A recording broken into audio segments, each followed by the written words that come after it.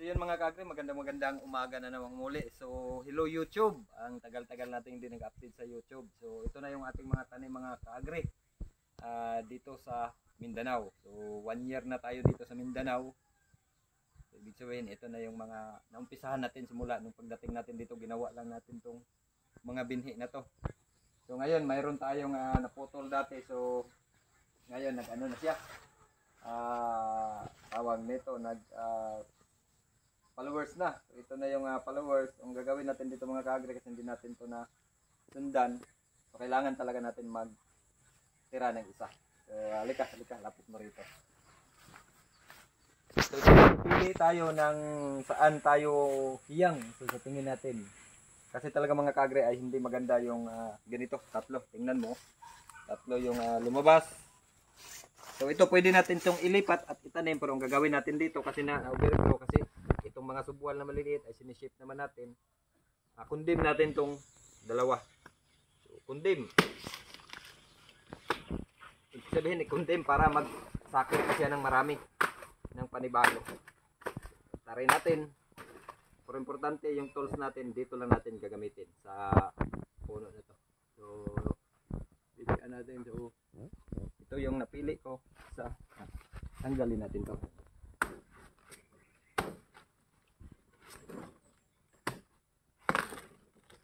Yan.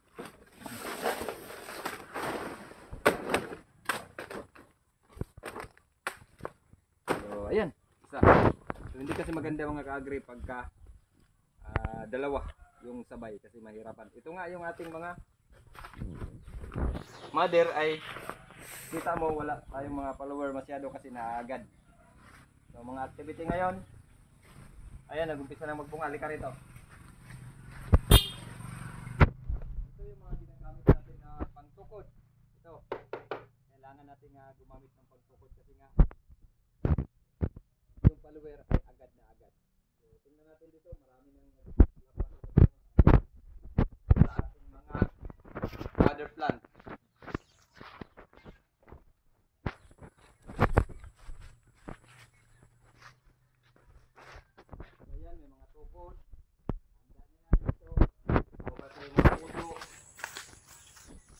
Ayan, may mga tukod.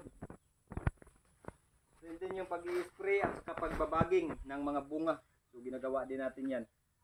So, nung doon pa tayo sa Isabela, nagawa na natin to. So, ginawa natin to ulit dito sa Mindanao. Kita mo yung density natin. Halika rito. Ading. Kita mo yung density natin, yung pagitan, isang dipa, kwadrado, isang dipa, kwadrado, isang dipa. Napaka density po kasi 2,000 yung laman sa plating area mahigit. So, tingnan natin yung mga bunga. Ito yung mga resulta ng ating pagtatanim mga kaagri ng lakaran. So may paraan talaga kung paano natin to gawin. So puntahan natin sila rito. May mga activity sila rito na ginagawa pagka ganitong stage. Halika din. Dan mo lang ako din. So ito, nakabaging na tayo mga kagre. Lapit mo rito. May cooling na rin tayo. Para nang sa ganon, yung pag-harvest natin ay alam natin kung paano. Punta ka rito din.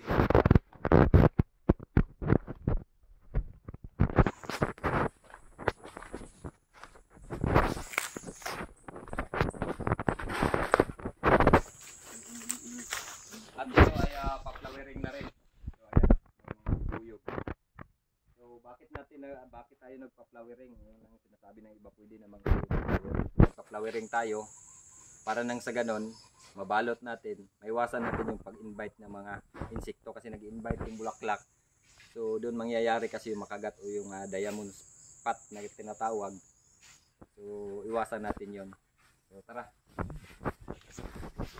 Kasi mas maraming insekto, mas malaki yung tendency na makagat yung ating mga bunga. So bababa na naman yung quality. So kailangan talaga yung quality.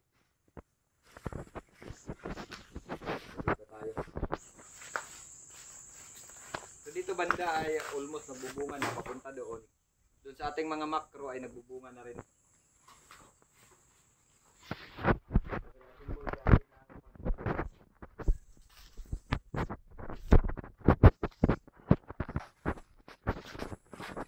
halos may bunga na.